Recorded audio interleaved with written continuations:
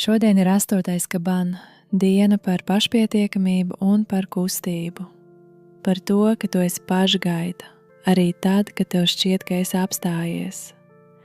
Tavai sirdī nevajag tavu atļauju, lai pukstētu. Tās sitās jau tumsā pirms tu piedzimi. Kaut kas tevī kustas pats no sevis un nekad nav prasījis, vai tu esi gatavs. Tu daudz gaidi, kad kāds atrakstīs, kad pienāks īstais brīdis, kad kāds pateiks, ka drīkst.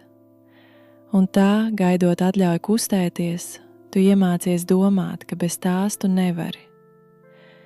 Bet zeme griežas ap savu asi jau miljardiem gadu, un neviens to nav pagrūdis. Tavs dzinējs ir tevī, nekāda cita rokās. Tu neesi tas, kurš gaida, kad viņa pakustinās.